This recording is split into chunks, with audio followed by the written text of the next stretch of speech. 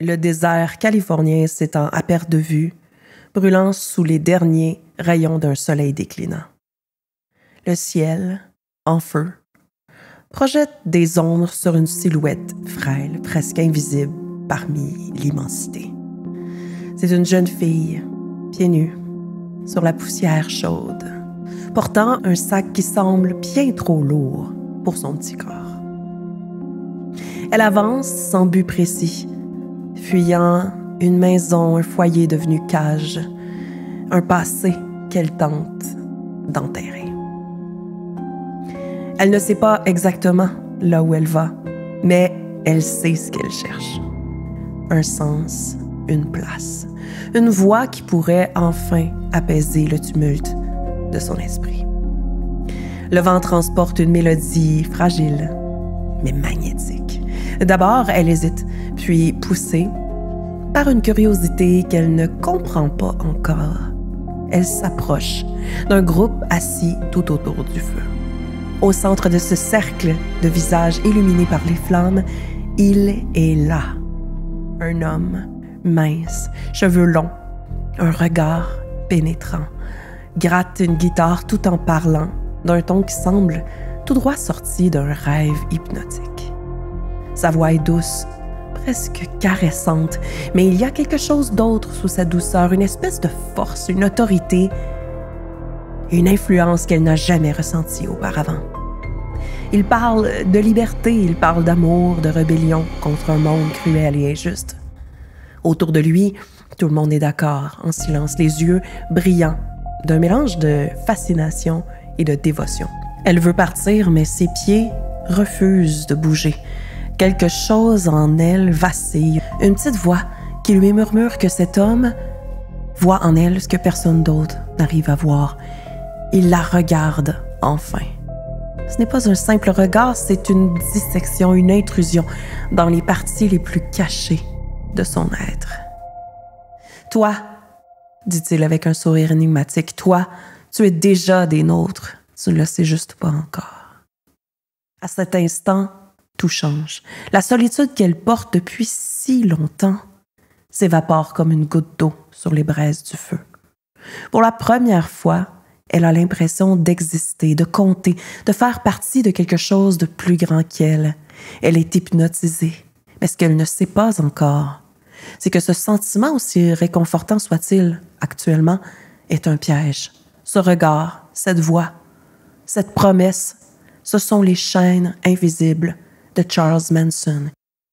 Aujourd'hui, je couvre le cas complexe, profond et mystique du gourou Charles Manson. Comme dans bien d'autres épisodes du podcast, je vais faire le tour de son histoire depuis son enfance, je vais faire une analyse psychologique, mais avec une petite twist spéciale. J'ai accès à une évaluation psychologique conduite par leur docteur Roy sur Charles Manson en 1997. Et dans cet épisode spécial, je vais faire un long et un pointu segment sur les sectes en général, mais plus spécifiquement sur la secte de la famille de Charles Manson. J'espère de tout cœur apporter un éclairage et des conseils judicieux pour aider les victimes, mais aussi leurs proches, à se protéger de telles organisations dangereuses. Sur ce, lançons-nous tout de suite sur l'épisode d'aujourd'hui. Bon podcast! Trigger warning, traumavertissement. Ce podcast traite de sujets particulièrement difficiles ou sensibles. Il ne convient pas aux enfants et l'écoute reste à l'entière discrétion de l'auditrice ou de l'auditeur. En tant que psychologue, je tiens à rendre hommage aux victimes et à leurs proches. C'est pour elles que je fais ce podcast. J'ai à cœur d'offrir une analyse pointue, respectueuse et rigoureuse, basée sur de solides études scientifiques dont la liste intégrale est disponible au www.psychocrimepodcast.com. L'objectif est de comprendre les dynamiques psychologiques derrière ces comportements sans jamais excuser les actes criminels. Mes hypothèses sont basées sur les données actuelles, mais ne remplacent pas un diagnostic officiel. Si tu apprécies le podcast, merci de partager, de commenter, d'abonner ou laisser un avis. Bonne écoute!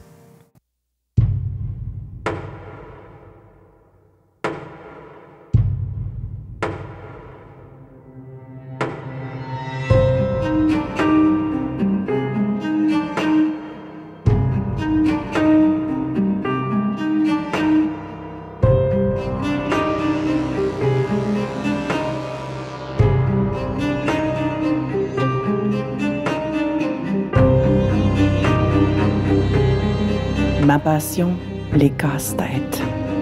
Mais mon préféré de tous, c'est le mystère irrésolu du cerveau humain. Plonge avec moi dans une analyse pointue, rigoureuse et scientifique des esprits les plus torturés. Je suis Dr Véro Ménard, psychologue. Bienvenue au Psychocrime Podcast.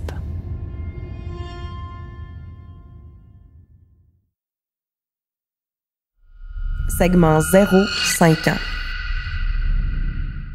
Dans l'Amérique profonde et étouffante, la Grande Dépression, un petit garçon sans nom voit le jour le 12 novembre 1934 dans la ville industrielle de Cincinnati, dans l'Ohio. Il est inscrit sur son acte de naissance comme No Name Maddox, un bébé né d'une mère adolescente et célibataire, Kathleen Maddox. Cette jeune fille de 16 ans, à peine sortie de l'enfance elle-même, est une âme en dérive, hantée par des épisodes d'errance, de débauche et de marginalité. Elle lutte pour exister dans un monde impitoyable où chaque jour, une bataille acharnée se joue contre la pauvreté, les jugements moraux et ses propres impulsions autodestructrices. Quelques semaines seulement après la naissance de l'enfant, il est finalement nommé Charles Miles Manson, prenant le nom de famille d'un beau-père qu'il aura eu pour une très courte durée, William Manson. Le père biologique, Walker Scott, un homme que Kathleen décrit comme séduisant mais profondément irresponsable, s'évapore bien avant l'arrivée de son fils dans ce monde. Ce vide paternel, laissé sans explication ni substitut, devient le premier maillon d'une chaîne de ruptures incessantes qui tisseront toute l'existence, tout le développement de Manson dans une folie d'abandon. La maison où grandit Charles n'a rien d'un foyer dans le sens traditionnel du terme. C'est plutôt une scène sombre de théâtre où Kathleen, jeune mère incapable de gérer ses propres blessures, oscille entre de rares élans de tendresse chaotique et de longues périodes de totale négligence affective.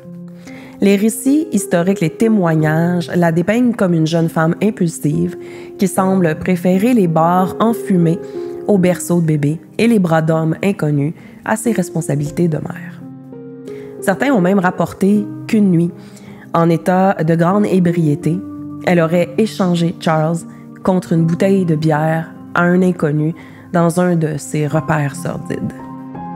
L'écho de cet acte cruel a d'ailleurs longtemps résonné en lui comme le symbole glaçant d'une indifférence absolue qu'il a d'ailleurs subie tout au long de son enfance.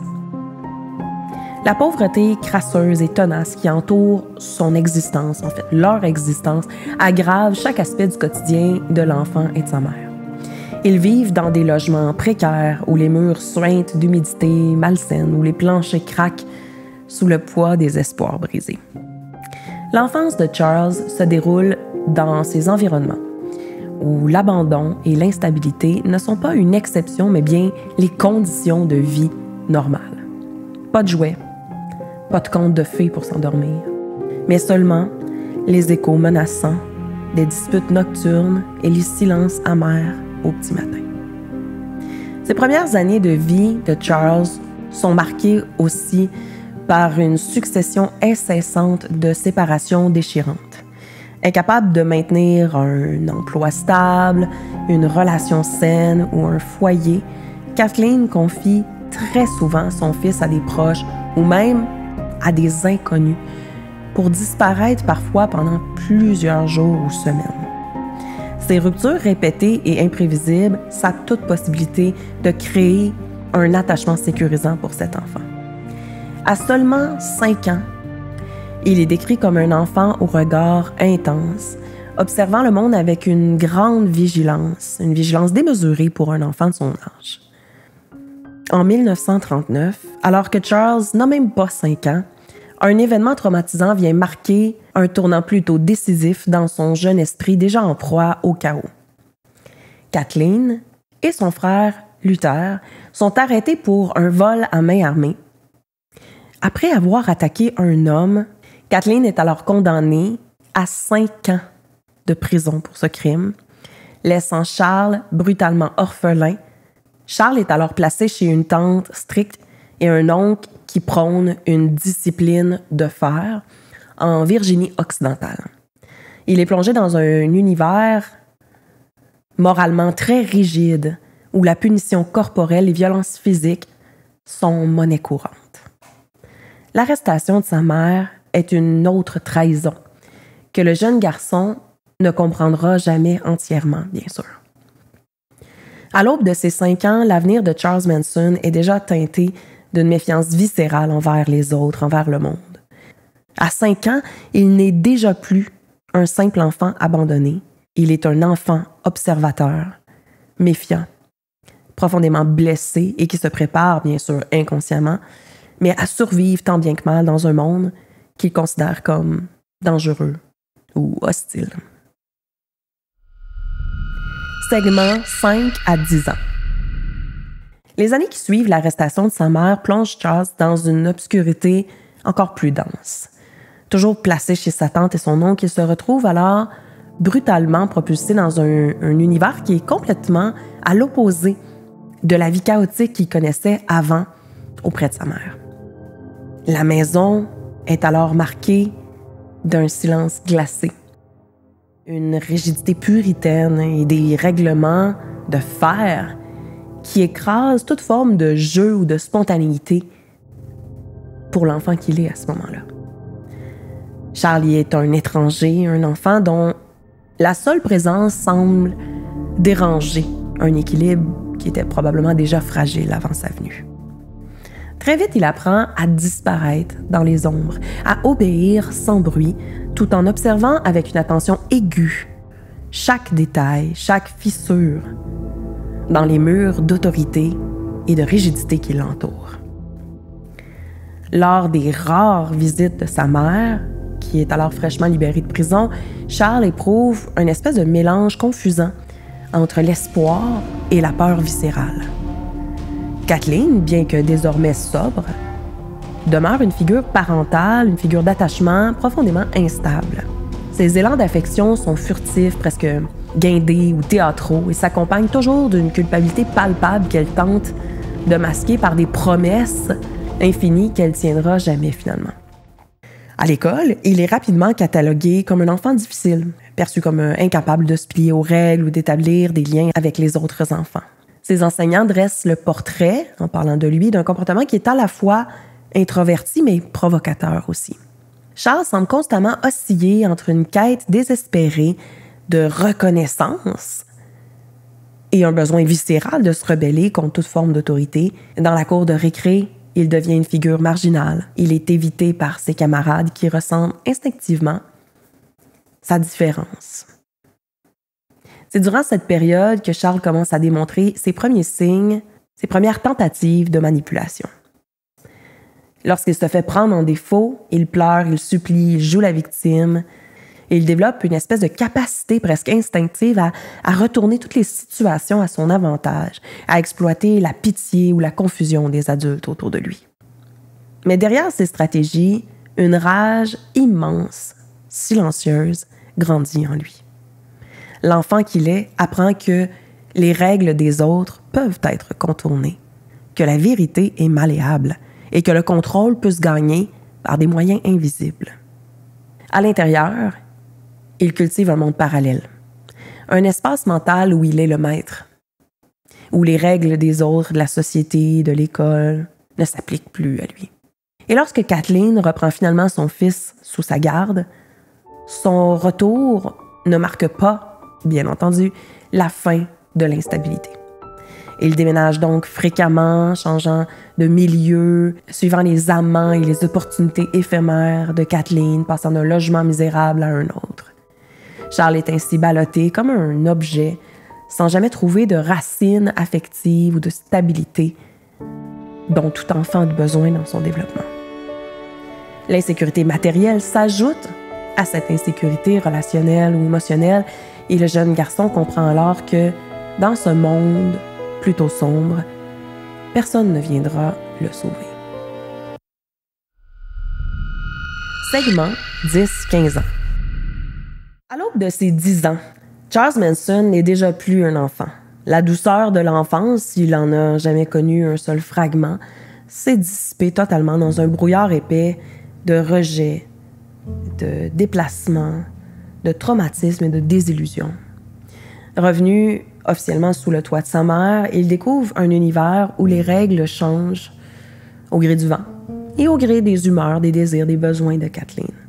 Elle oscille entre de rares périodes de sobriété, teintées de remords, et de sombres rechutes qui l'emportent dans les bras de toutes sortes d'hommes violents et qui sont toujours de passage. Charles apprend vite à devenir invisible, à anticiper les prochains mouvements, les prochaines colères de sa mère ou les remarques méprisantes de ses amants passagers. Sa chambre devient alors une espèce de sanctuaire d'évasion où il rêve d'une liberté qui prend désormais la forme d'un fantasme où il y a une absence totale de contraintes, une vie dont il est le roi, le maître, où il n'y a aucune attache ni responsabilité. À l'école, Charles n'est qu'une ombre parmi les autres. Ses résultats sont médiocres, ses interactions sont plutôt rares et maladroites. Il n'a pas d'amis, mais il a déjà appris à jouer des rôles, à porter des masques pour naviguer dans ce monde qui ne semble pas fait pour lui, finalement. Lorsqu'il est pris en faute, il raconte un tas d'histoires, des récits de bravoure, de malheurs imaginés. Il teste l'effet que ses émotions guindées produisent sur les autres, sur les adultes, sur les enseignants ou sur les camarades. Parfois, il réussit à les attendrir, mais souvent, il récolte des punitions qui font qu'alimenter, finalement, sa méfiance et sa rébellion contre l'autorité.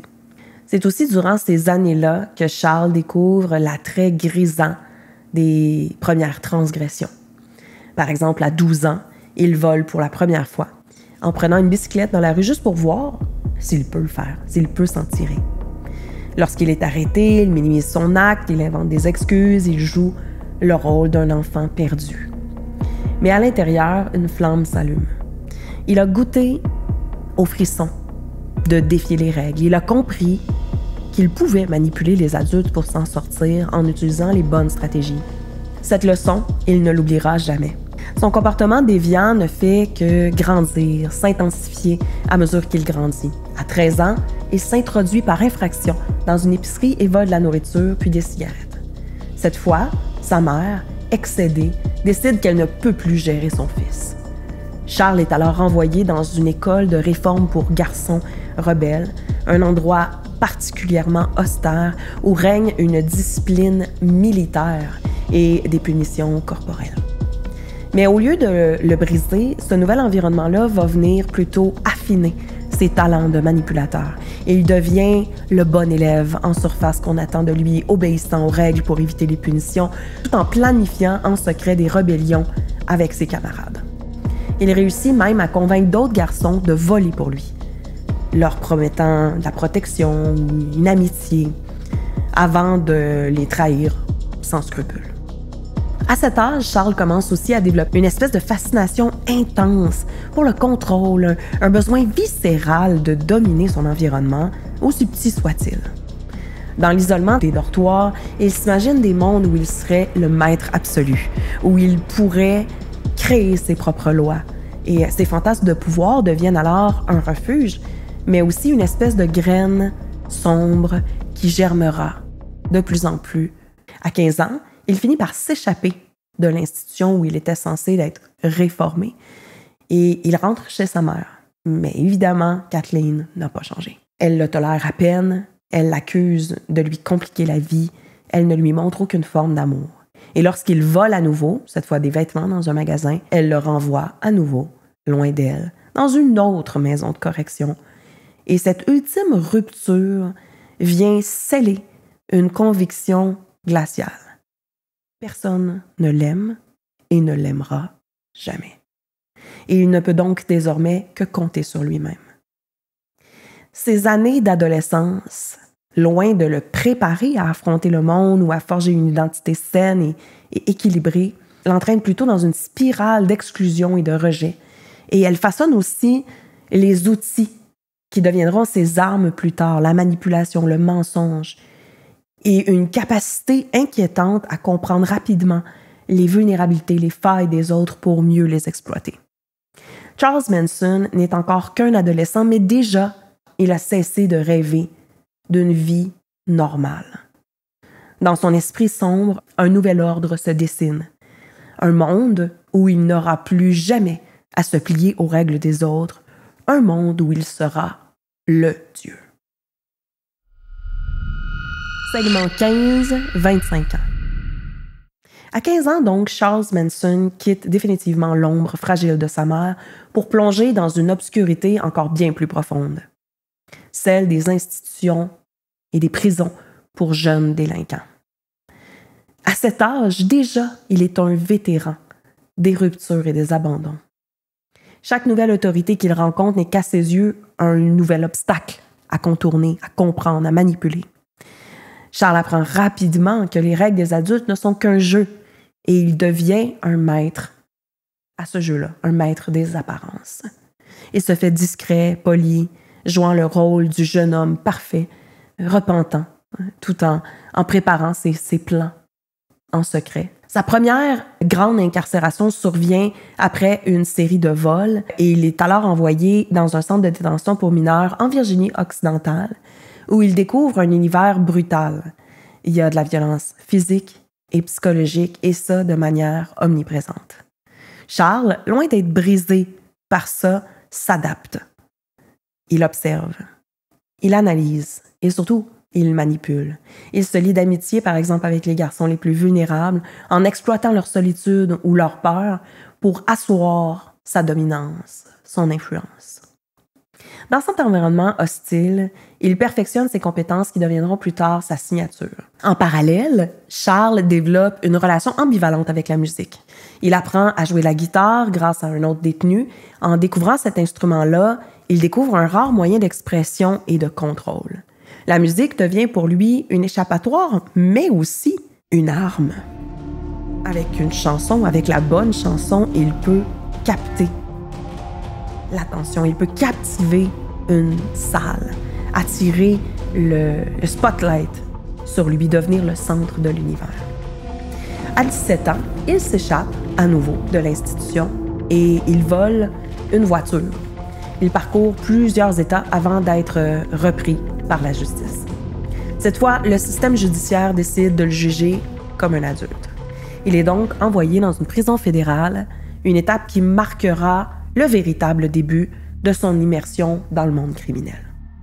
En prison, il rencontre des mentors inattendus, des criminels endurcis qui vont venir lui enseigner toutes les subtilités du mensonge, du chantage, de la manipulation à grande échelle. Charles absorbe ces leçons avec une avidité inquiétante. Il comprend que le pouvoir ne réside pas dans la force brute, mais dans l'influence subtile et dans la capacité à faire plier la volonté des autres pour se mouler à la sienne. À 20 ans, alors qu'il est libéré, la liberté est pour lui un concept vide. Sans famille, sans foyer, sans repère, il retourne à ce qu'il connaît, voler, frauder, manipuler. Ses relations avec les femmes deviennent une espèce de terrain d'expérimentation pour son besoin de contrôle.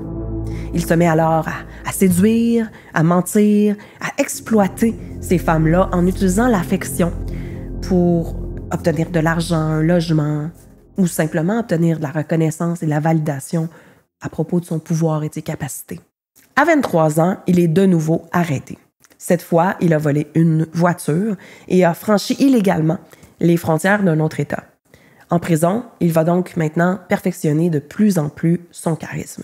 Il devient une espèce de conteur captivant, capable de transformer les pires aspects de sa vie en espèce de récit héroïque ou tragique qui obnubile, qui hypnotise ses auditeurs. À 25 ans, Charles Manson n'est plus seulement un délinquant. C'est un homme qui a été façonné par le rejet, la violence et le besoin incommensurable de contrôle. Ses années de prison ont transformé ses faiblesses en armes. Et alors qu'il est libéré en 1967, il n'a aucun plan concret, mais il a une vision. Créer un monde à son image, un univers où il est le maître absolu. À sa sortie, donc, il débarque dans un monde en pleine effervescence. C'est l'Amérique des années 60 qui est en pleine ébullition. Le mouvement hippie a atteint son apogée. Il y a des idéaux de paix, d'amour libre, de révolution sociale qui captivent toute la génération des jeunes personnes qui sont en quête de sens.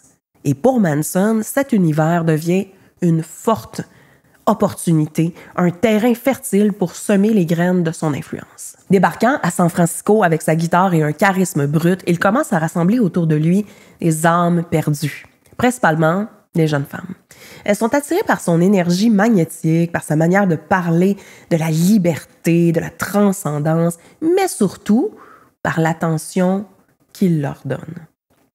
Pour ces jeunes femmes, souvent en rupture avec leur famille ou en quête d'un sens à leur vie, Manson devient une figure paternelle, un guide spirituel, un prince charmant et même un prophète. Très vite, Charles perfectionne son rôle de leader.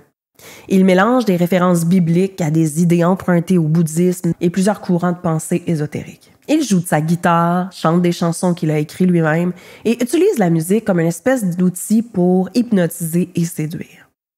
Mais derrière ses discours sur l'amour et la liberté se cache une ambition bien plus sombre. Il ne veut pas seulement être aimé, il veut être adulé. En 1968, Manson et son groupe, qu'il appelle désormais sa famille, quittent San Francisco pour s'installer dans le Ranch Spahn, un lieu isolé en Californie du Sud. Le ranch, un ancien décor de film western, devient le théâtre d'une vie communautaire idéale et parfaite, mais terrorisante et horrible à la fois. Les journées sont remplies de musique, de drogue, de rituels étranges où Manson se proclame le chef suprême.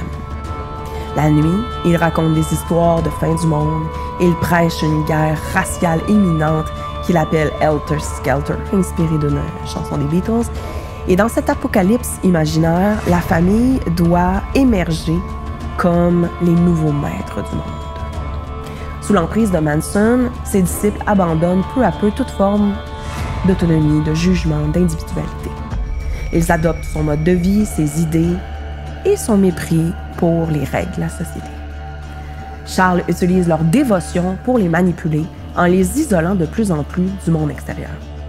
Ce que les adeptes perçoivent comme de l'amour et de la liberté, finalement, n'est qu'un contrôle total qui leur enlève toute forme de liberté.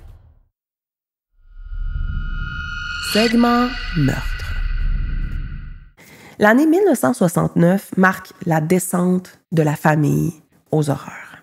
Convaincu que le chaos est absolument nécessaire pour provoquer la guerre raciale qu'il prophétise, Manson décide de passer à l'action. Dans la nuit du 8 au 9 août 1969, il envoie 4 de ses disciples, Tex Watson, Susan Atkins, Patricia Krenwinkel et Linda Kasabian, dans une maison de Beverly Hills. Cette maison, inconnue pour eux, est celle du réalisateur Roman Polanski et de sa femme enceinte, Sharon Tate. Ce qui suit est un carnage d'une brutalité inouïe. Sharon Tate, alors enceinte de 8 mois, et 4 de ses invités sont sauvagement assassinés. Le sang des victimes est utilisé pour écrire des messages sur les murs, un spectacle horrifiant et macabre qui vise à semer la terreur. Le lendemain, Manson ordonne une autre attaque.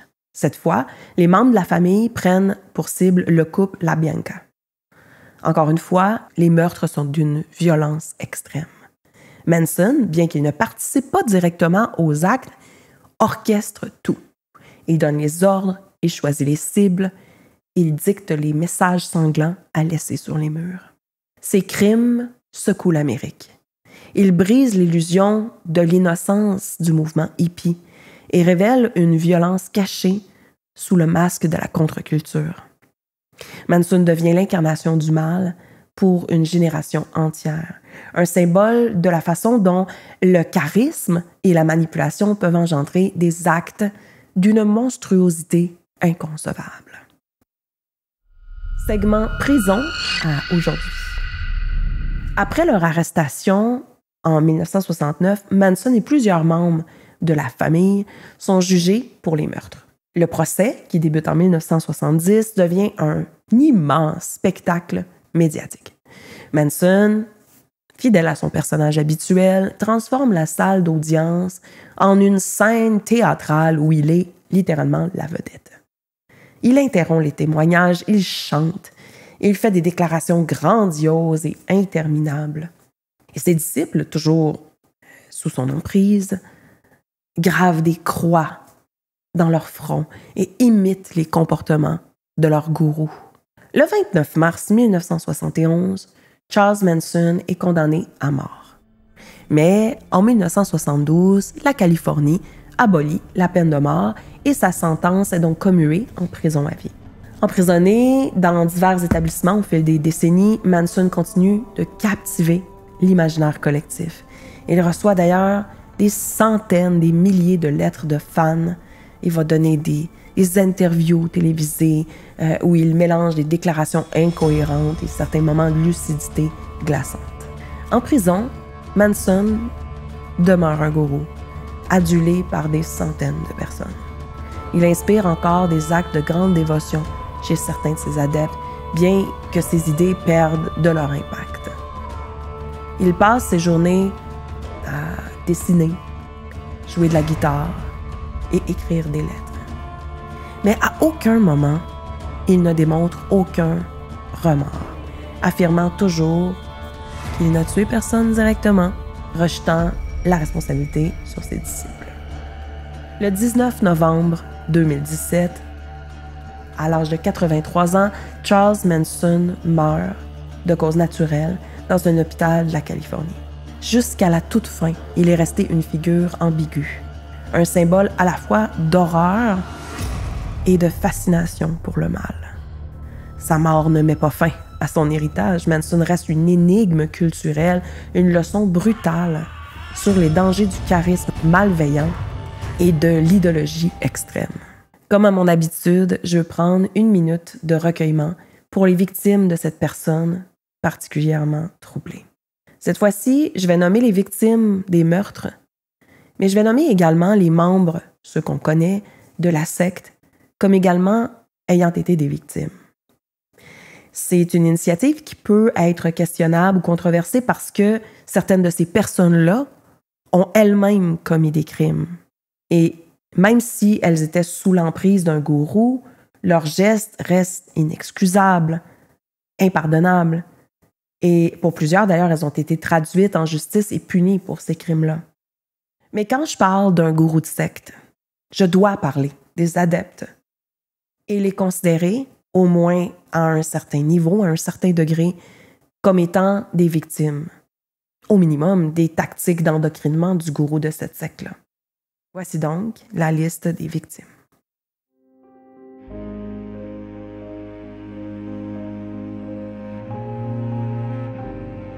Sharon Mary Tate Polanski, 26 ans. Jay Sebring, 35 ans. Abigail Ann Folger, 25 ans. Wojciech Frykowski, 32 ans. Stephen Earl Parent, 18 ans. Leno LaBianca, 44 ans. Rosemary LaBianca, 38 ans.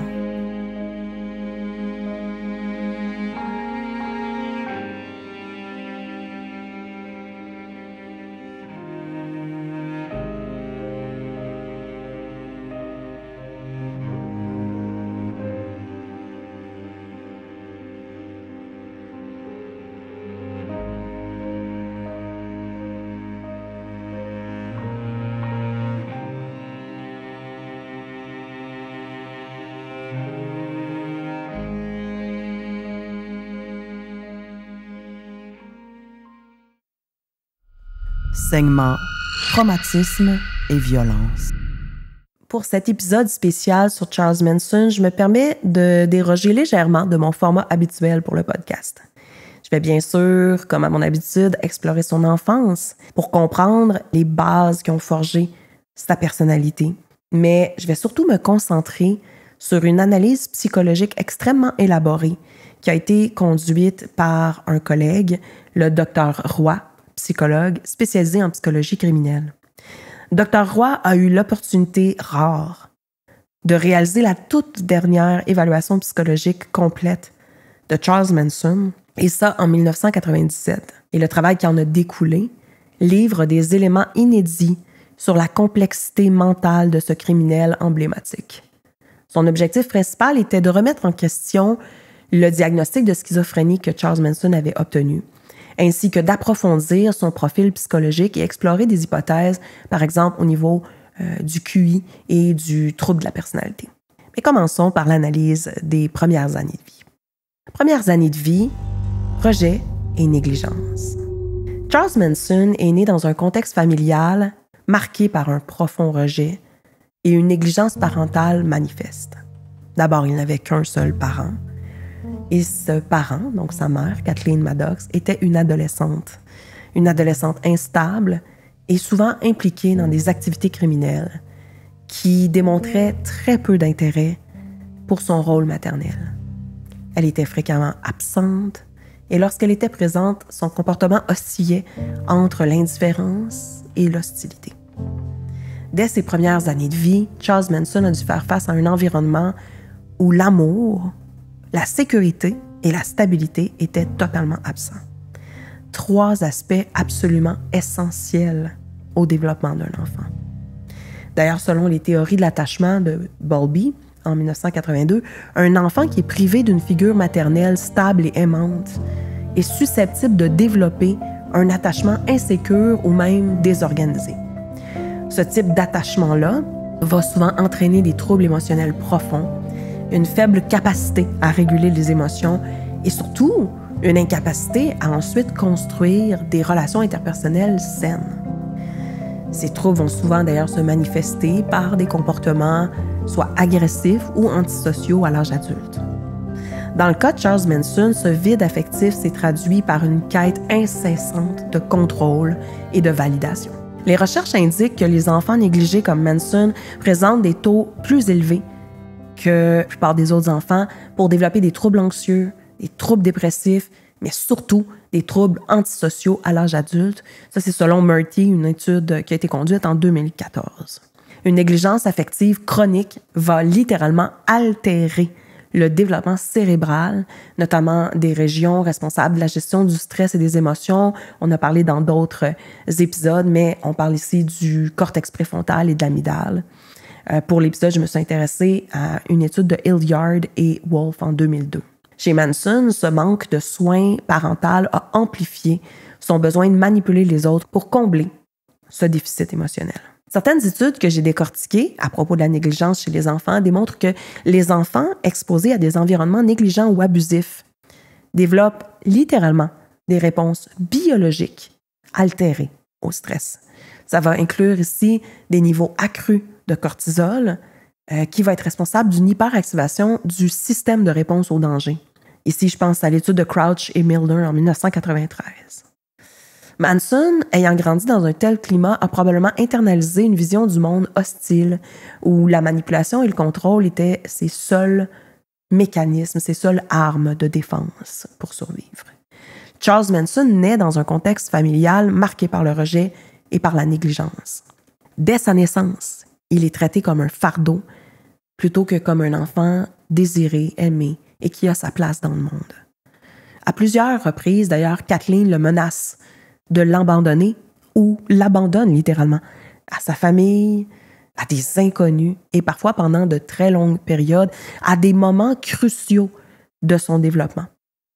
J'en ai parlé d'ailleurs dans des épisodes précédents, la négligence affective a été démontrée comme étant un mauvais traitement particulièrement marquant pour le développement d'un enfant. Cette négligence, et surtout lorsqu'elle est répétée, et pire encore de la part des 2 parents, ou dans le cas de Manson, quand il y a un seul parent, fait énormément souffrir l'enfant. L'affection, la relation, l'amour sont des absolus essentiels pour un enfant au cours de son développement.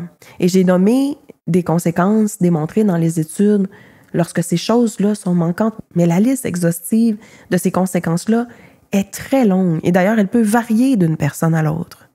Mais une chose est certaine, alors qu'une grande majorité s'entend pour dire qu'un des sens de la vie, un des objectifs de l'être humain est celui d'être aimé, d'être en relation, de se sentir connecté, l'enfant en développement qui en est totalement privé est particulièrement souffrant.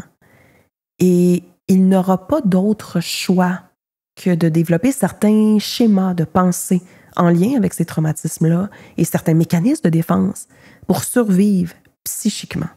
L'un des mécanismes fréquents consiste à ce que l'enfant adopte l'idée que personne ne l'aimera jamais et pour aucune raison, d'aucune manière. Puis quand on y pense, c'est assez logique. Qui serait supposé nous aimer après que les deux personnes ou la seule personne qui nous a mis au monde ne l'ait pas fait? L'enfant en vient à croire qu'il n'est tout simplement pas digne d'être aimé et que c'est de sa faute même.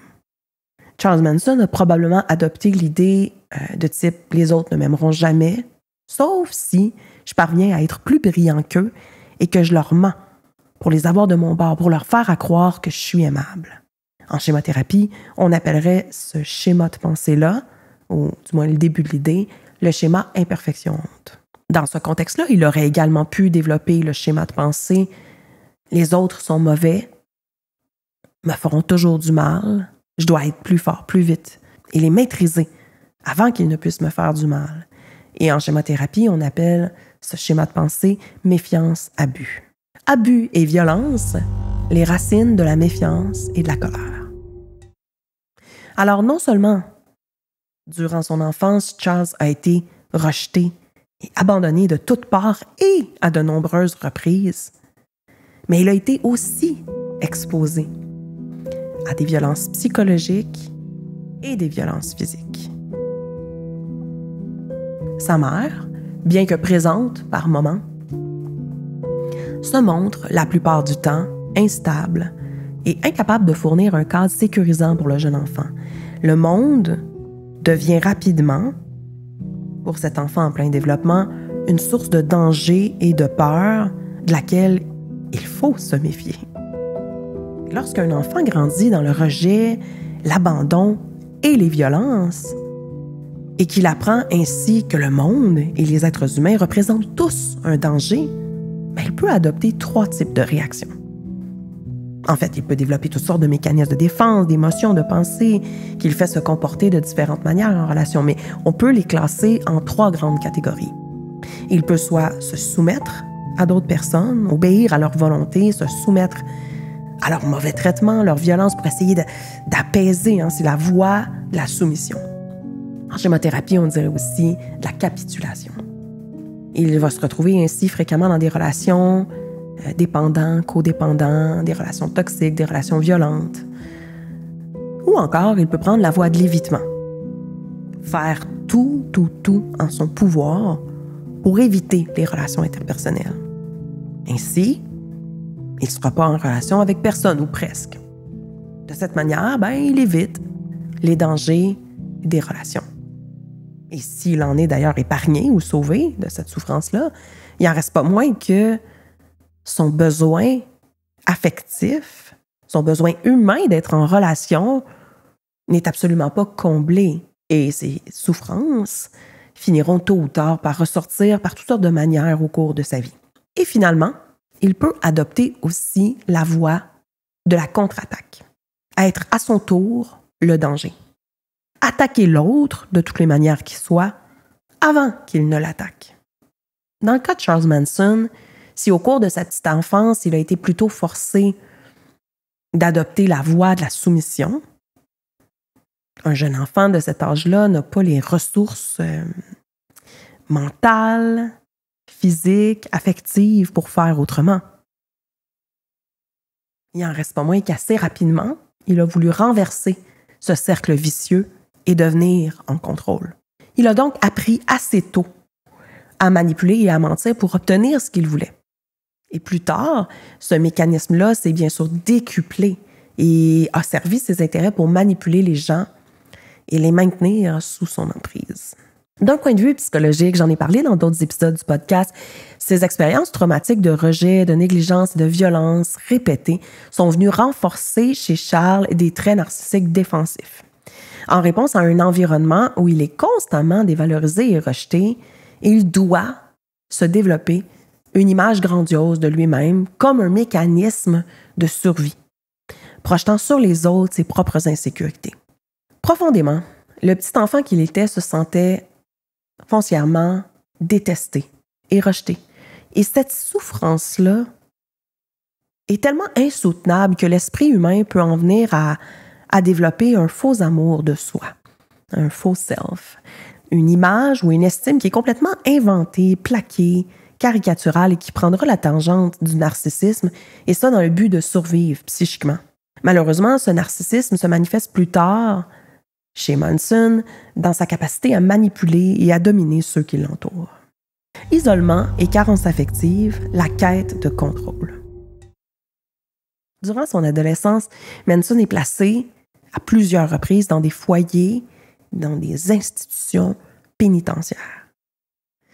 Ces environnements extrêmement rigides et punitifs, et bien souvent abusifs de différentes manières, vont venir accentuer son sentiment de rejet et bien sûr sa méfiance envers les adultes, les figures d'autorité. Il apprend très rapidement à peaufiner ses aptitudes dans le mensonge, la manipulation, la séduction, comme des outils pour obtenir ce qu'il veut. La littérature scientifique qui porte sur les troubles de la personnalité, par exemple antisociale, dans le DSM-5, va venir mettre en évidence que les individus qui ont grandi dans de tels contextes de rejet parental, surtout prolongés, dans une instabilité au niveau du développement, vont souvent développer des stratégies d'adaptation basées sur le contrôle et l'exploitation des autres. Chez Manson, ces comportements deviennent alors un mode de vie, un espèce de moyen de combler son vide intérieur et de se protéger des nouvelles blessures émotionnelles. Le culte comme extension de son ego. L'élément le plus frappant de la psychologie de Manson, c'est sa capacité à créer un culte, littéralement, autour de lui. En combinant des éléments de spiritualité, de rébellion sociale et sa manipulation émotionnelle, il parvient à recruter des individus vulnérables et à les convaincre de son contrôle messianique. Les recherches sur les leaders de sectes nous montrent que leur succès repose souvent sur les capacités à exploiter les besoins émotionnels non satisfaits de leurs adeptes. Manson cible des jeunes en quête d'identité utilisant des techniques de lavage de cerveau, dont on va parler un peu plus tard, tels que l'isolement, l'intimidation, l'induction de la peur pour maintenir son emprise. Selon le Dr. Roy, cette dynamique est une extension directe de son besoin pathologique de contrôle et de validation nourri par son narcissisme et sa psychopathie. Une réflexion clinique. Il est important de noter, bien que Manson n'ait commis aucun meurtre directement, qu'il est responsable de la manipulation et du conditionnement qui ont conduit ses disciples à agir. Son rôle dans ces crimes illustre à quel point un trouble de la personnalité antisociale, la psychopathie, lorsque combinés à une grande intelligence stratégique, à un charisme naturel, peuvent devenir des outils de destruction massive.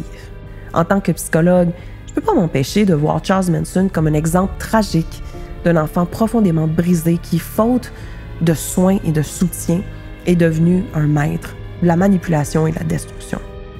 Sa trajectoire est un rappel poignant des conséquences profondes et durables, des traumatismes non résolus et des carences affectives graves. J'interromps le podcast pour te dire que si tu as été victime de quelconque forme de violence qui soit, et ça même si ça fait très longtemps, tu as droit à des services, tu as droit à des indemnités. Au Québec, des organismes comme la CAVAC et l'IVAC sont là pour t'aider gratuitement avec toutes sortes de soins, de services et d'indemnités. J'ai créé d'ailleurs un programme complet de thérapie en ligne pour les victimes d'actes criminels entièrement payés par IVAC. Savais-tu que tu n'as même pas besoin de dénoncer ton ou tes agresseurs pour en bénéficier? Viens m'en parler, je peux t'aider. Va consulter mon site web au www.psytusavais.com ou ma page Facebook professionnelle Dr. Véro Ménard, psychologue. Clique ensuite sur le bouton « Envoyer un message ». Tu as le droit et tu mérites de recevoir de l'aide.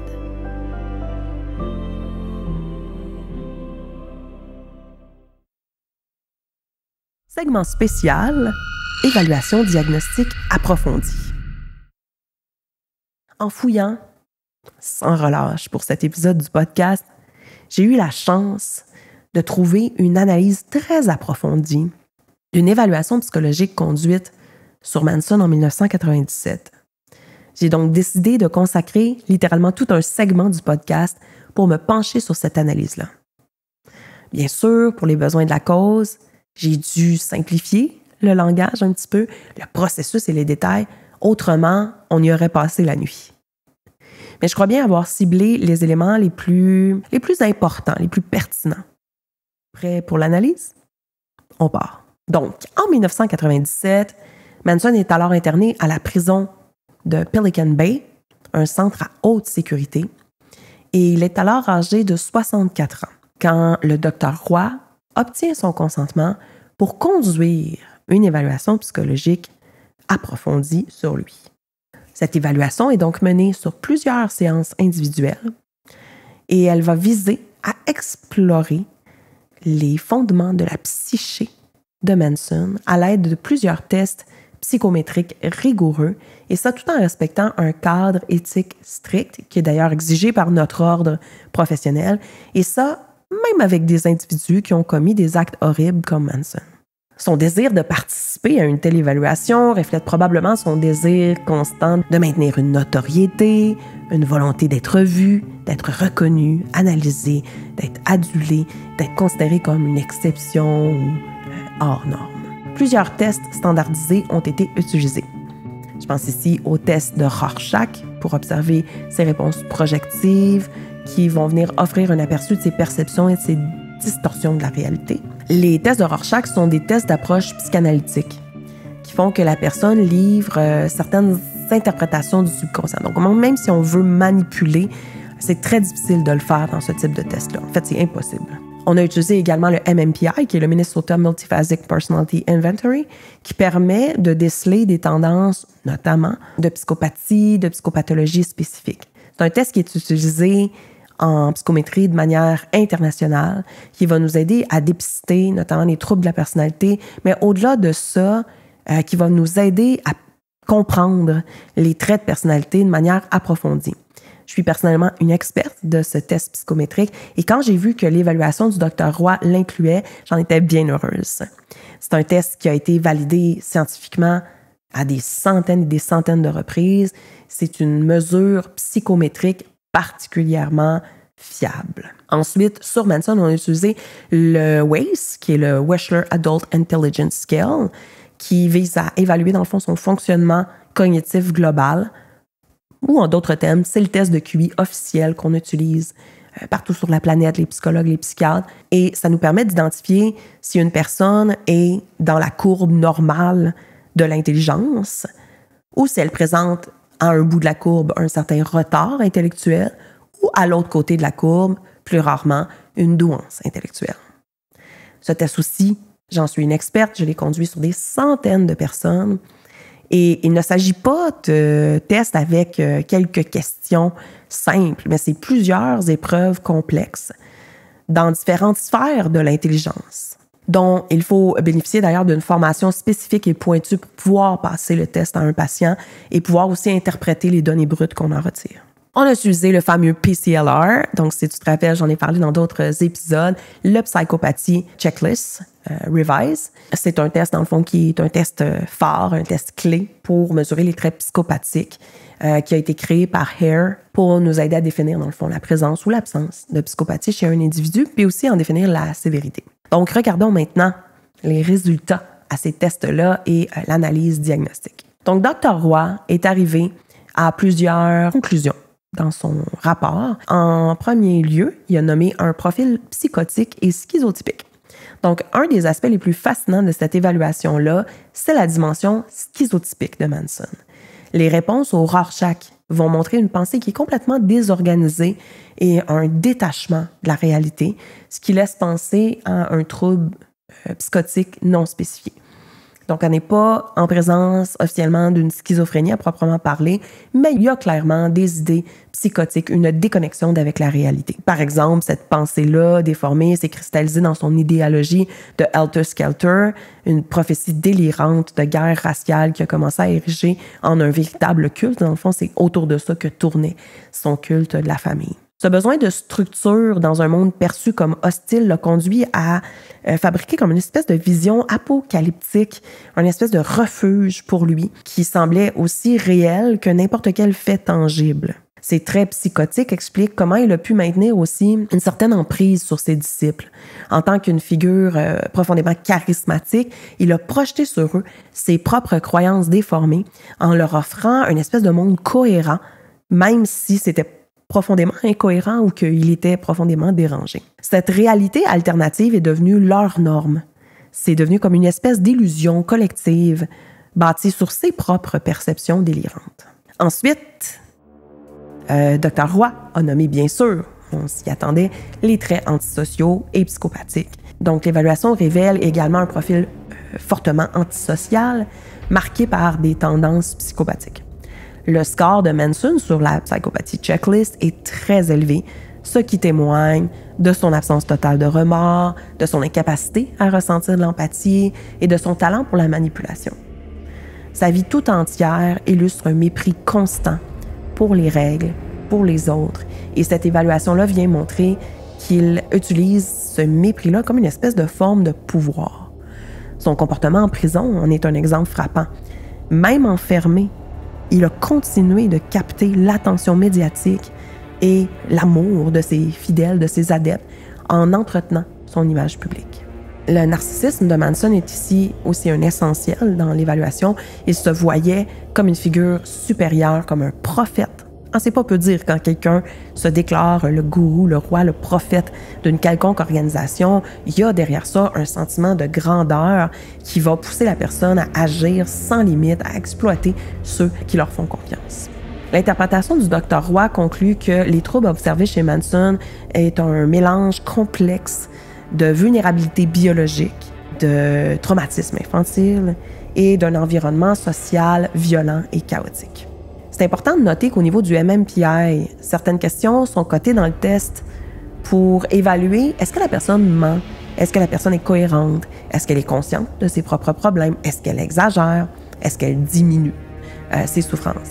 Et ces questions-là, qui sont un peu partout dans le test, nous permettent d'avoir des échelles de mensonges, de validité, de fidélité, et d'autres là, que j'entrerai pas dans les détails de la psychométrie parce que c'est un domaine qui est quand même assez complexe. Mais ce que je veux dire aujourd'hui, c'est que dans le cas de Manson, les échelles d'incohérence, donc le fait de donner parfois des réponses à certaines questions, puis une toute autre réponse à d'autres questions similaires plus loin dans le test, et l'échelle de mensonge était assez élevée.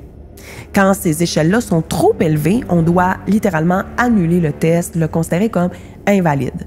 Mais dans le cas de Manson, le test est resté valide. Mais il fallait alors interpréter les résultats du reste du test avec plus de nuances ou de prudence parce qu'elle avait été exagérée. En troisième lieu, Dr. Roy parle d'une fascination pour les idéologies extrémistes et influences contemporaines. Enfin, l'étude du Dr. Roy aborde la persistance de l'influence idéologique de Manson au-delà de ses crimes. Ses croyances en une société qui devait se détruire pour renaître ont trouvé écho dans les mouvements extrémistes contemporains, notamment ceux qui prônent l'accélérationnisme. Aujourd'hui, certains groupes néo-nazis et anarchistes continuent de vénérer Manson, non pas pour ses actes, mais pour ses idées de destruction sociale. Pour les psychologues, cet aspect-là est crucial. Manson n'est pas juste une figure du passé, mais un symbole de la capacité puissante d'une idéologie extrême à transcender les générations. Ça nous rappelle le danger des idéologies sectaires qui, en exploitant la vulnérabilité et en cultivant le rejet social, peuvent vraiment engendrer des comportements, des actes destructeurs, dangereux et dont il faut prévenir. Manson représente cette emprise mentale où les idées, même les plus violentes, se diffusent dans les esprits en quête de sens ou de rébellion. Enfin, au niveau du QI, Manson a démontré tout simplement un QI qui était exactement dans la moyenne. Il avait un certain déficit, un certain retard au niveau de la compréhension de la lecture, là, du langage écrit, mais ça peut s'expliquer facilement par son déficit de scolarisation. Donc, il n'y a pas grand-chose d'important ou d'intéressant à retirer de ce test de QI. Autrement dit, il n'y a ni un retard intellectuel, ni une douance. Il est tout simplement dans la moyenne. En conclusion, l'évaluation psychologique de Charles Manson menée par le Dr. Roy met en lumière, encore une fois, une combinaison unique de troubles, de facteurs prédisposants, possiblement de gènes, de facteurs biologiques. Et ça a donné une espèce de casse-tête complexe entre des troubles schizotypiques ou psychotiques, des troubles antisociaux, des traits psychopathiques. Et c'est une union de traits qui lui a permis de devenir à la fois un leader charismatique, mais aussi un criminel sans remords, capable de modeler l'esprit des êtres humains pour qu'ils agissent exactement selon ses propres délires.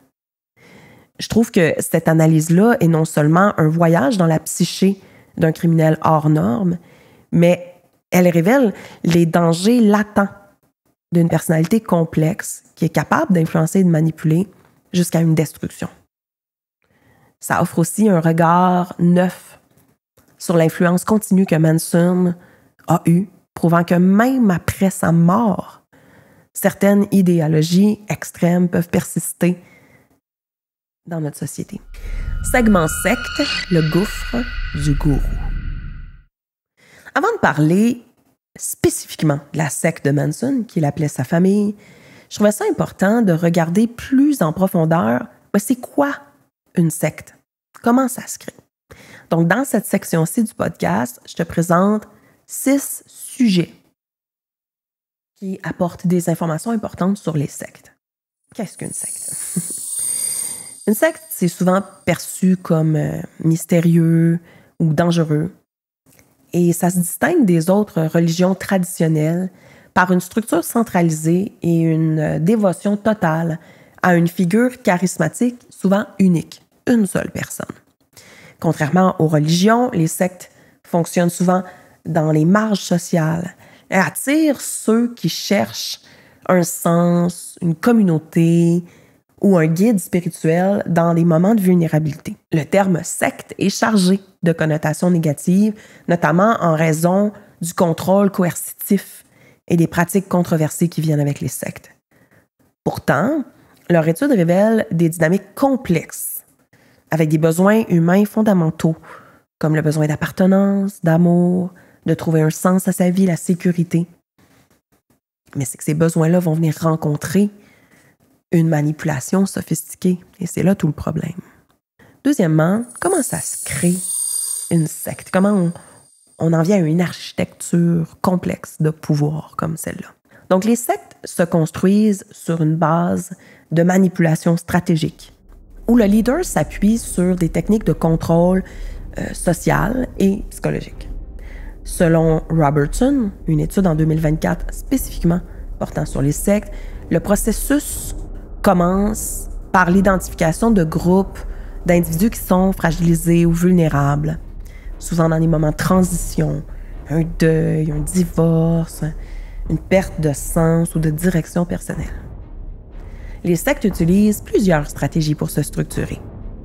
L'isolement, donc les membres sont coupés de leurs anciens réseaux sociaux, leur famille, renforçant une dépendance envers le groupe, une idéologie absolue, une vision du monde rigide qui est imposée, où l'organisation est présentée comme la seule solution aux problèmes personnels, sociaux, etc. Des rituels et des symboles. Donc, il y a des pratiques qui sont exclusives, qui vont venir renforcer un sentiment de singularité et d'appartenance au groupe. Troisièmement, pourquoi les gens rejoignent-ils des sectes? L'adhésion à une secte, c'est rarement un acte totalement irrationnel. Les individus cherchent souvent à combler des besoins réels, des besoins émotionnels, sociaux, spirituels, qui, à ce moment-ci, sont insatisfaits. Il y aura une recherche de sens et de communauté. D'ailleurs, selon une étude de Rousselet en 2017, les membres potentiels d'une secte sont souvent en quête de liens émotionnels profonds et d'un objectif dans la vie, alors qu'ils sont particulièrement en situation de crise. Il y aura de la manipulation émotionnelle. Donc, les leaders exploitent des failles psychologiques, utilisant des termes, des techniques comme de l'amour sans condition, qu'on appelle en anglais du love bombing, pour créer une espèce de dépendance affective. Il y aura une conformité sociale. Donc, l'effet de groupe va venir jouer un rôle majeur. Une fois qu'un individu est intégré dans une communauté étroite, ben là, la peur de l'exclusion ou du rejet va venir renforcer son attachement. Quatrièmement, quel est le rôle du gourou? Donc, figure charismatique et ambiguë, le leader est au cœur de toutes les sectes, agissant comme une figure divine. Selon l'étude de Singer en 1995, le charisme du leader est souvent un mélange de manipulation calculée, mais aussi d'un certain magnétisme personnel. Charisme naturel ou appris, le gourou, lui, présente une façade séduisante. Il joue le rôle du sauveur, d'un parent symbolique, d'un guide spirituel.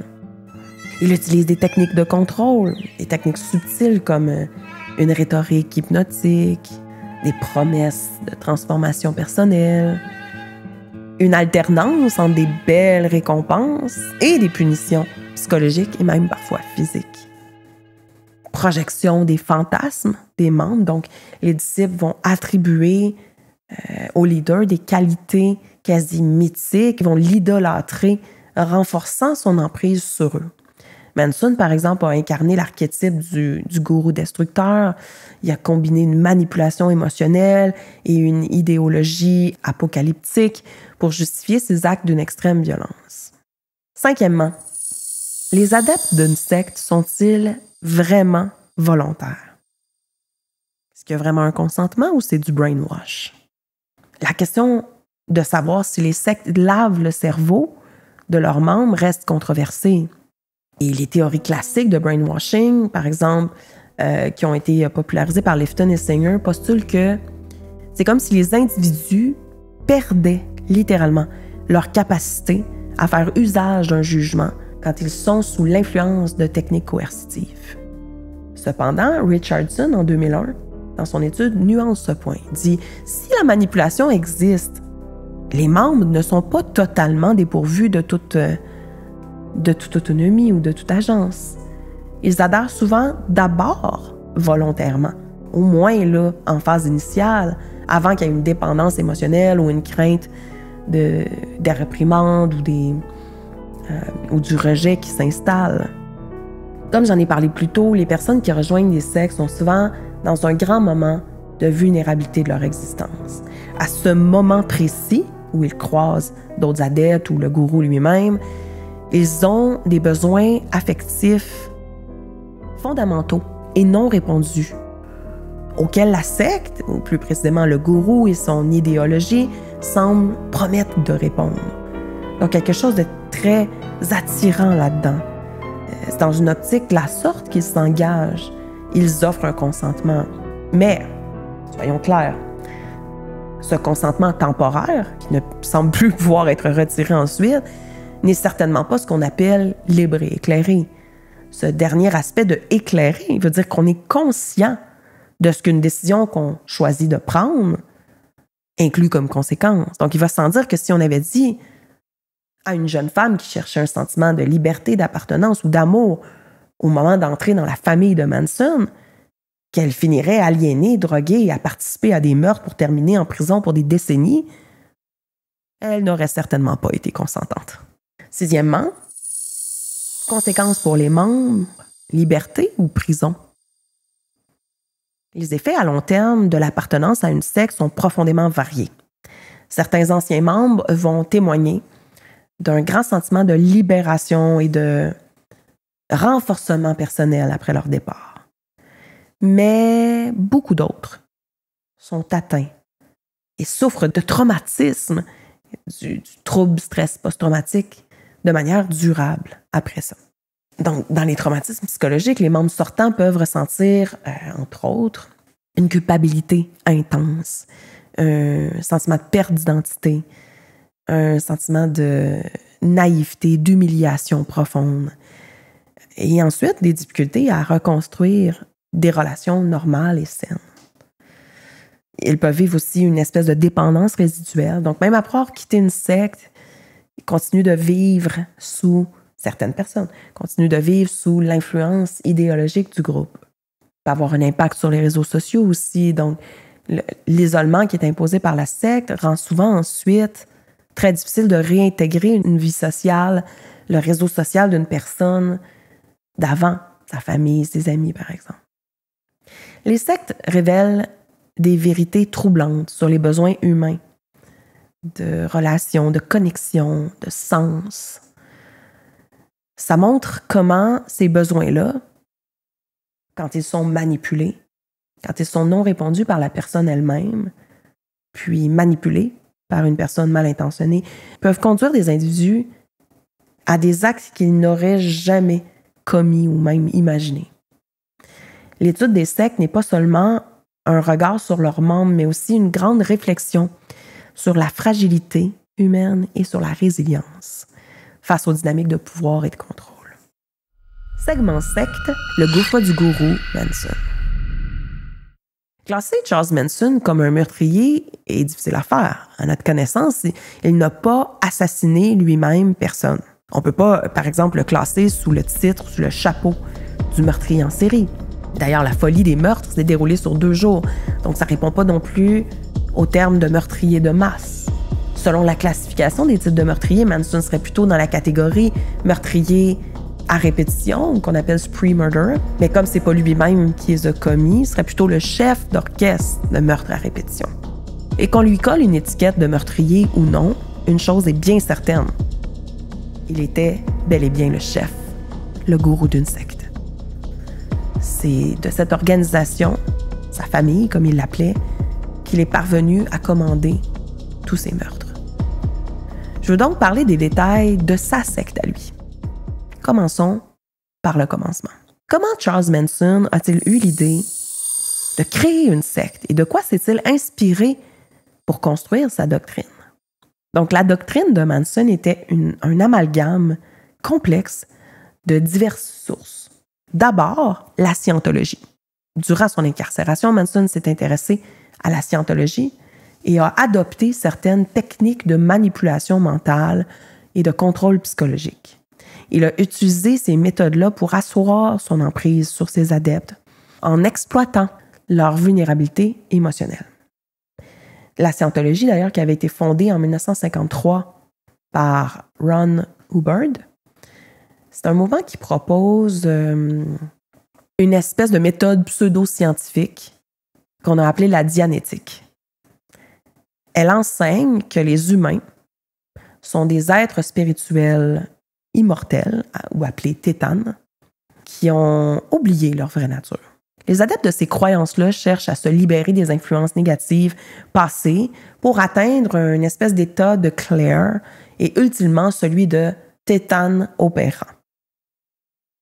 Ensuite, il y a eu également le White Album des Beatles, dont Manson était complètement obsédé.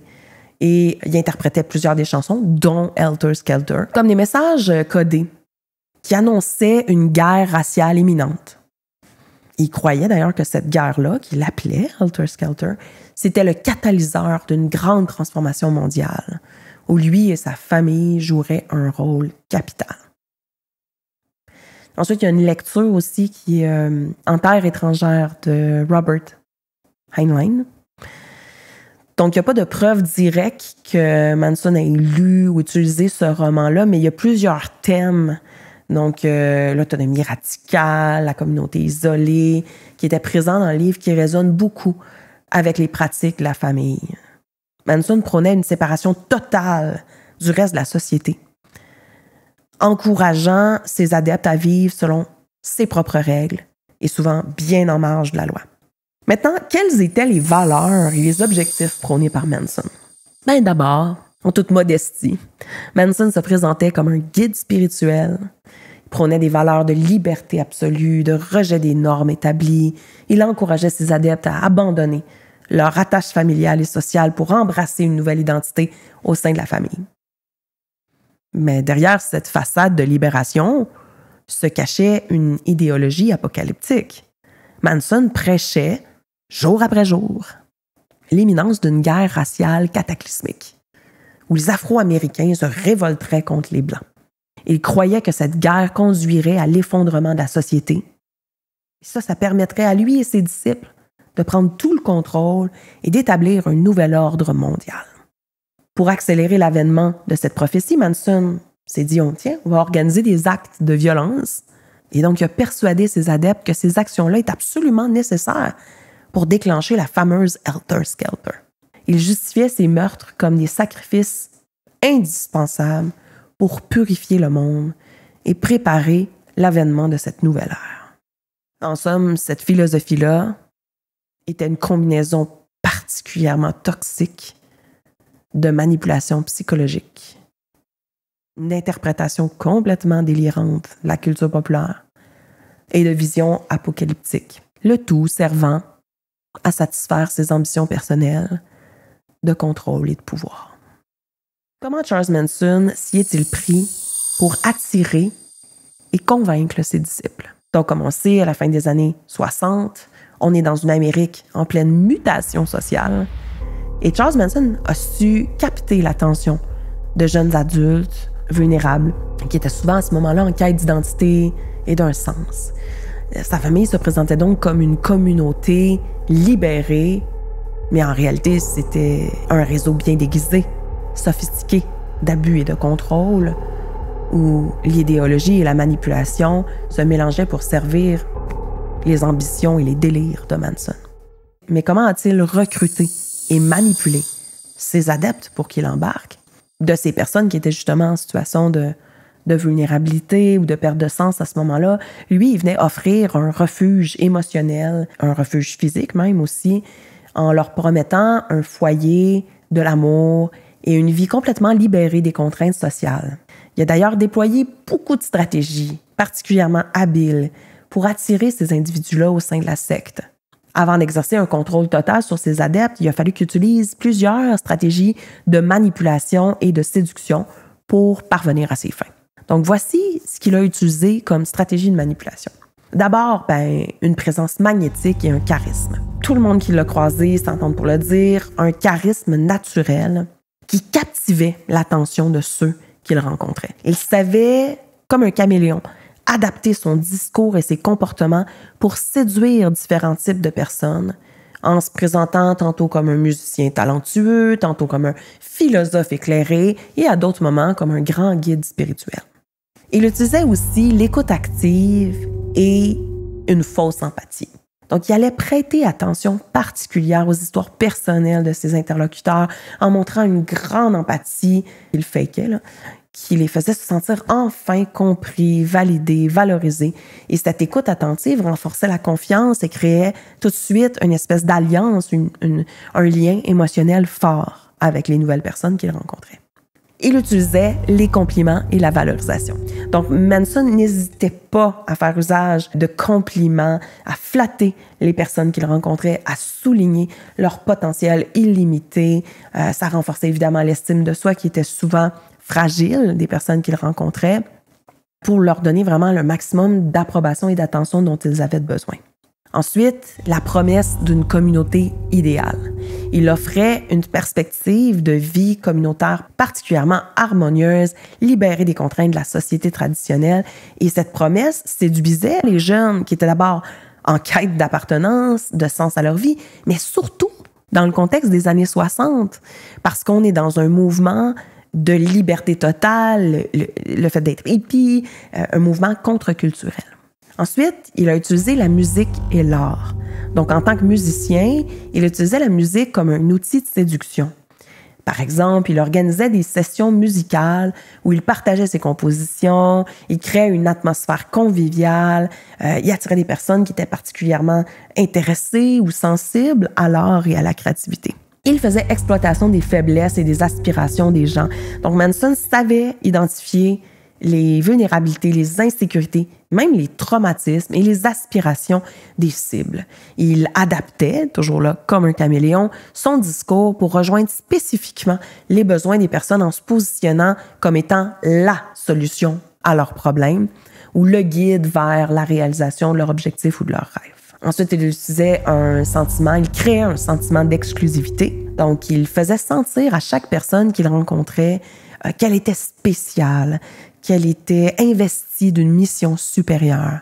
Et ce sentiment d'exclusivité renforçait particulièrement l'engagement de la personne et sa loyauté envers lui et sa communauté. En combinant toutes ces techniques de manipulation-là, Charles Manson arrivait à attirer l'attention d'individus dans son cercle, en établissant ainsi les bases de son contrôle ultérieur. Une fois intégré à la famille, là, il utilisait des méthodes plus coercitives pour maintenir son emprise. Les adeptes devaient composer avec quel type de traitement au sein de la secte. La vie dans la famille n'était pas aussi rose ou idyllique qu'elle avait d'abord été promise.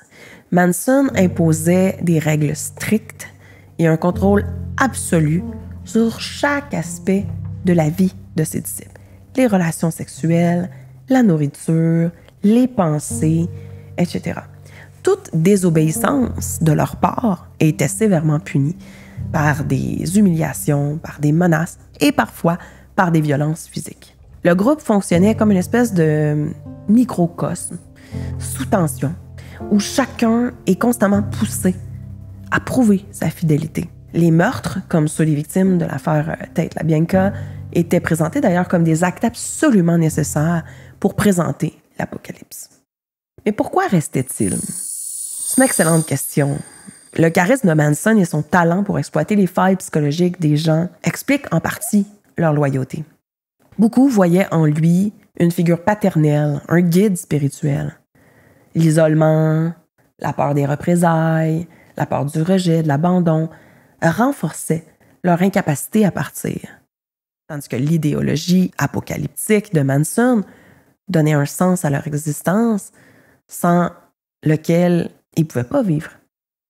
Le cas de Manson illustre un leader charismatique et comment il peut exploiter des techniques d'endoctrinement pour créer une communauté particulièrement obéissante. Être obéissant, c'est une chose, mais en venir à faire commettre des meurtres à des personnes, c'est un autre niveau. C'est un exemple terrifiant de la manière dont des idéologies apocalyptiques peuvent vraiment en venir à justifier l'injustifiable. Avant de terminer le segment sur la secte de Charles Manson, j'avais envie de te parler plus en profondeur des stratégies, des techniques de manipulation, comment il s'en est servi. Une des stratégies qu'on a parlé, c'est les techniques de persuasion. Donc, il a fait une étude approfondie et il a appliqué ensuite les techniques de persuasion. En 1957, quand il avait été incarcéré pour un vol de voiture, Manson a suivi des cours basés sur le livre How to Win Friends and Influence People de Dale Carnegie. C'est un manuel de développement personnel qui enseigne des stratégies pour influencer et persuader les autres. L'écoute active que j'ai nommé tantôt, le renforcement positif, la compréhension des motivations des autres. Il a bien sûr pris ces principes-là puis les a détournés à des fins malveillantes en utilisant pour séduire et manipuler ses adeptes. Il a fait exploitation des vulnérabilités émotionnelles des gens.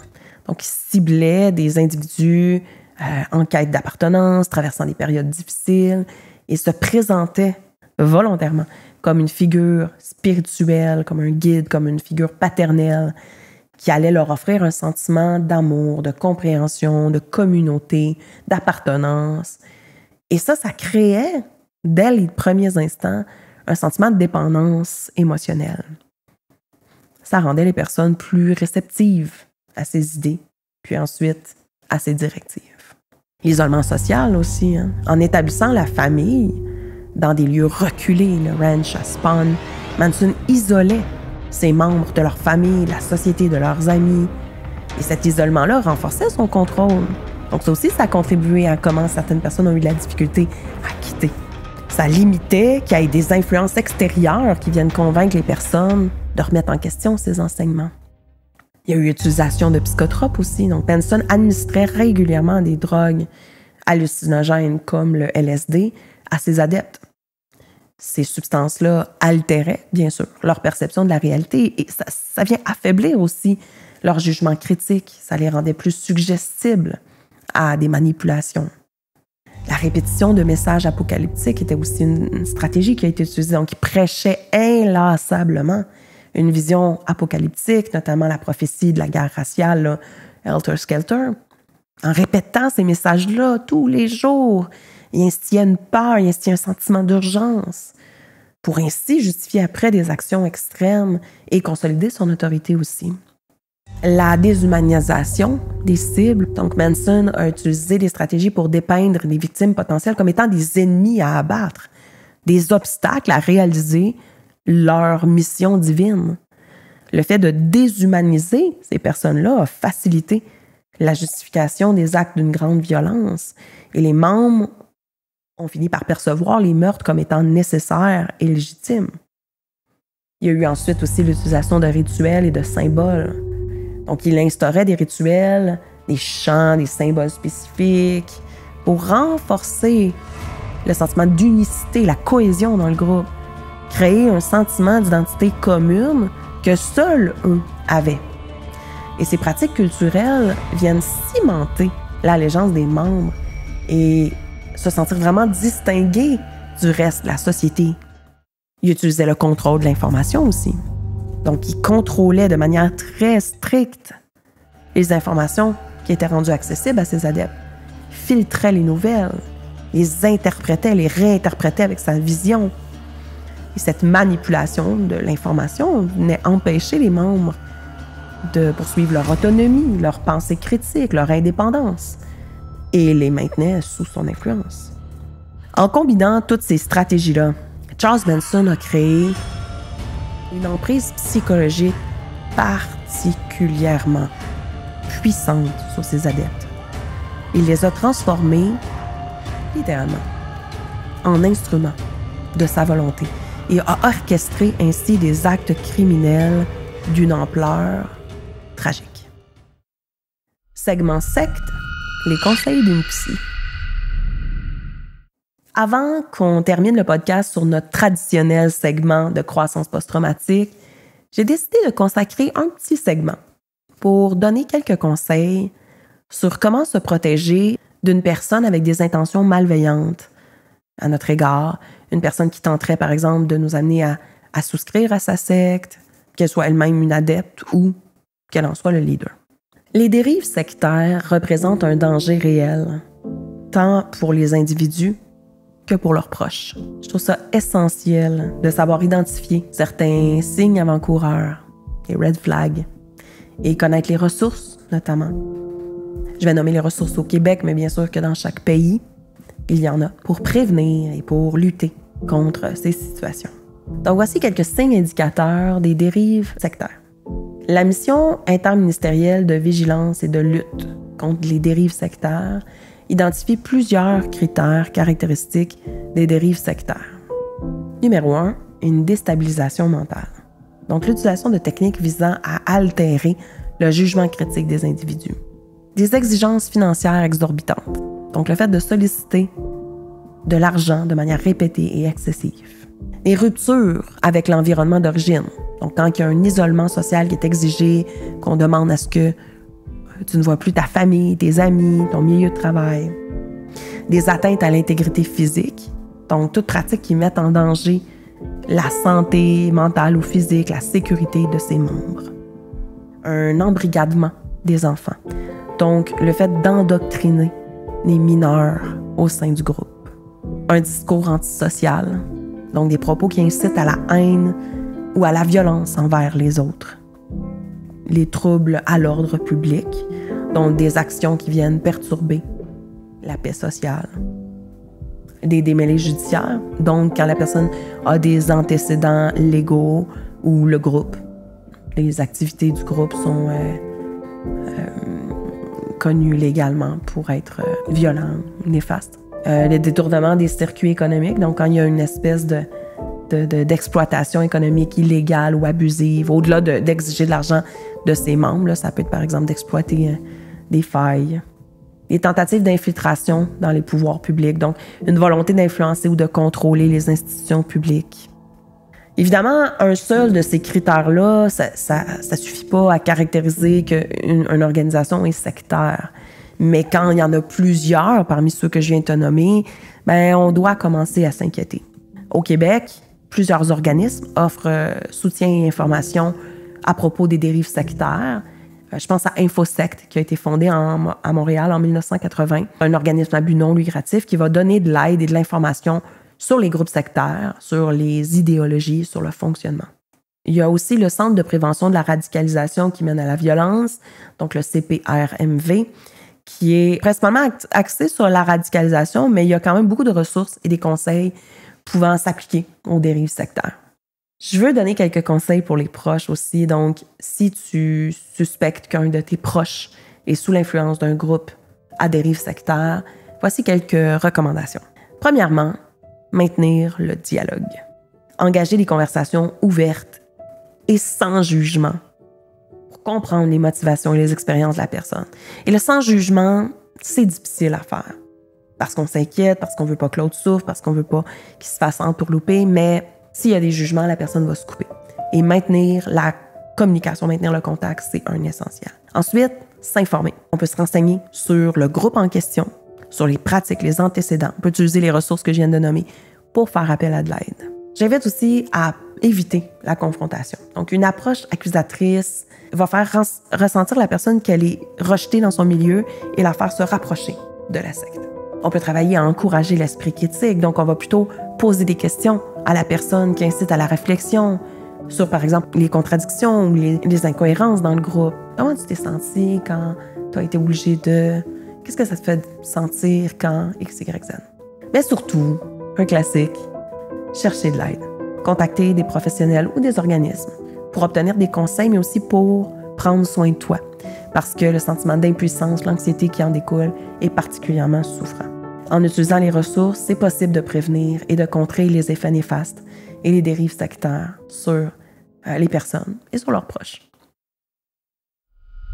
Segment croissance post-traumatique. Comme à l'habitude, je termine cet épisode-là sur le cas de Charles Manson, qu'est-ce qu'il nous a appris en tant que société, comment ça a pu faire évoluer certains domaines. Comme le cas de Charles Manson a été extrêmement médiatisé, étudié, parlé, décortiqué, malgré l'horreur de la chose, ça nous a appris beaucoup en tant que société et ça nous a permis de faire des changements pour éviter que de nouveaux drames de la sorte se reproduisent. Dans le domaine légal, par exemple, il y a une responsabilité pénale par procuration qui a commencé à s'instaurer. Donc, ce cas-là a établi qu'un individu peut être tenu légalement responsable, même si le crime a été commis par d'autres personnes quand il les a orchestrés ou incités, même sans avoir été sur les lieux ou participation directe. Il y a eu une évolution des lois sur les sectes. Donc, on est devenu alors avec un besoin de législation spécifique pour encadrer les dérives sectaires et prévenir les souffrances ou les horreurs qui peuvent en découler. La protection des droits des accusés. Donc, le procès qui a été très, très médiatisé a soulevé une question sur l'équité judiciaire et l'influence des médias sur les procédures légales. Dans le domaine psycholégal, on a compris comment la manipulation mentale, ce cas-là a mis en lumière comment l'emprise psychologique peut être un facteur atténuant ou aggravant dans les crimes. On s'est amélioré aussi dans le domaine de l'évaluation des capacités mentales. Les experts ont dû analyser le discernement des membres sous l'influence d'un leader charismatique. Dans le domaine psychocriminologique, on est devenu plus à même de comprendre le profil des leaders charismatiques destructeurs. Donc, les chercheurs sont venus approfondir l'étude des traits de personnalité chez les chefs de secte. On a mieux compris les mécanismes d'endoctrinement. Donc, on a travaillé à étudier quelles sont les techniques, toutes les techniques que je t'ai nommées un peu plus tôt. Comment on fait pour recruter, pour contrôler les adeptes et même les amener à des actes aussi horribles que dans le cas de la famille de Manson. On a pu voir aussi le pouvoir immense de la conformité et de l'obéissance.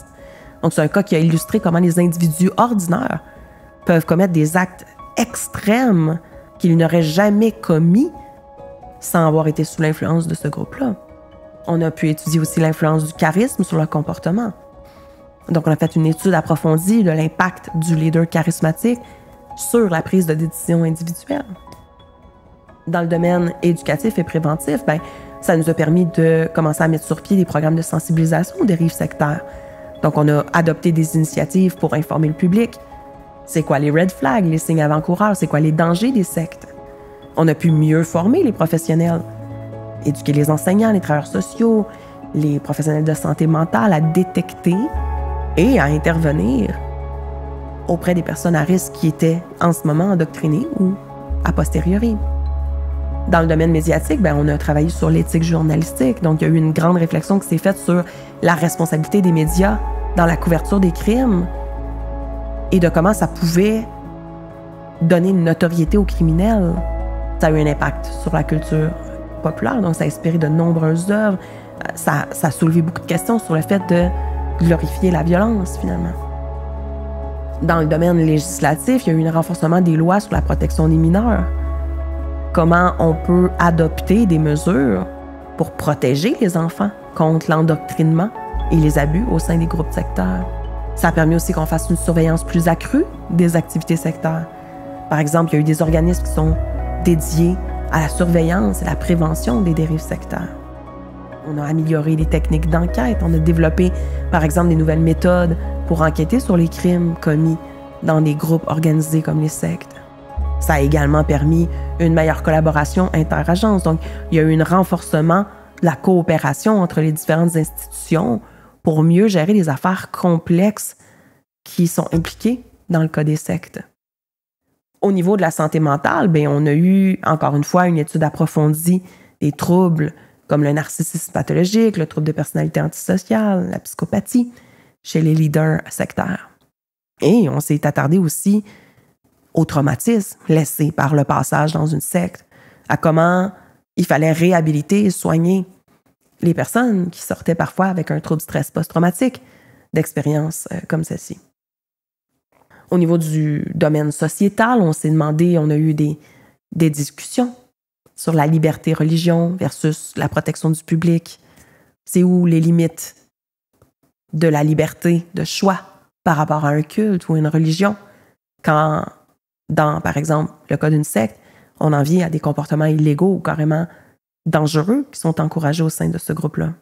Et évidemment, on a mis en lumière aussi comment le soutien communautaire était important, comment créer des réseaux sociaux et familiaux pour prévenir que l'isolement mène à un endoctrinement dans une secte. Comme on peut voir, il y a quand même beaucoup de domaines, beaucoup de choses que le cas légendaire de Charles Manson et de sa secte a pu nous apporter comme société et ça a permis des changements. Je veux conclure cet épisode en disant que le cas de Charles Manson, c'est un récit, c'est beaucoup plus qu'un récit de crimes horrifiants. C'est une fenêtre sur les profondeurs de la psyché humaine et sur les dangers de l'influence mal intentionnée, mal dirigée. Dans cet épisode-ci, j'ai exploré les multiples dimensions de la vie de Manson, son enfance, le rejet des violences, mais aussi son ascension en tant que leader manipulateur et l'héritage sombre qu'il a laissé derrière lui. L'histoire de Manson et de sa famille a mis en lumière des failles systémiques et sociétales, un isolement émotionnel, dérive du charisme, lacunes de notre compréhension des dynamiques sectaires. Ça nous pousse à réfléchir sur des questions fondamentales comme jusqu'où peut aller l'obéissance à une figure d'autorité. Comment des traumatismes non résolus peuvent-ils engendrer des comportements aussi destructeurs? Et surtout, comment notre société peut-elle mieux se protéger et protéger ses membres les plus vulnérables? En tant que société, on a tiré de nombreux enseignements. Plusieurs améliorations dans le domaine légal, psychologique, psychocriminologique, législatif, sociétal. Mais ces leçons ne doivent pas rester dans le passé. Elles doivent continuer à guider nos actions, nos lois et nos approches thérapeutiques. Je trouve, pour conclure, que c'est important de se rappeler que derrière chaque leader charismatique, chaque idéologie extrême, il y a des êtres humains brisés, souvent dans une grande quête d'amour, d'appartenance ou de sens à leur vie. Et quand on comprend ces dynamiques-là, on peut mieux prévenir des tragédies comme celle-là. On peut offrir des chemins vers une réhabilitation à ceux qui en ont été les victimes. Merci de m'avoir accompagné dans cet épisode-là, qui est un peu plus intense, un peu différent, riche en réflexion. Au prochain épisode, je vais traverser le cas sinistrement connu de John Wayne Gacy, un meurtrier terrifiant qui a fait plus d'une trentaine de meurtres de jeunes garçons. D'ailleurs, j'en profite pour annoncer que ce prochain épisode sera déjà le dernier de la saison 1 du Psychocrime podcast. Le podcast, mais surtout moi, je prendrai une pause pour l'hiver. Je prévois d'ailleurs revenir au printemps 2025 avec une nouvelle série complète. Plein de nouveautés pour la saison 2. Mais en attendant, on se revoit au 6e épisode. D'ici là, si ça te tente, prends quelques minutes, quelques secondes pour liker les réseaux sociaux du podcast, pour commenter, pour partager, pour laisser des étoiles si ça te parle. D'ailleurs, si tu me commentes, je vais me faire un plaisir de répondre. J'adore interagir avec d'autres passionnés de True Crime.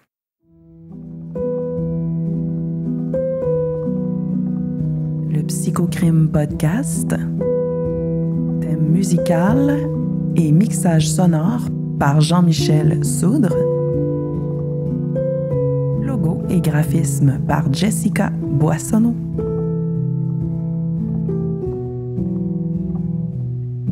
Recherche, réalisation, édition et animation par Dr Véro Ménard, psychologue. Un podcast présenté par Psy Tu savais Incorporé.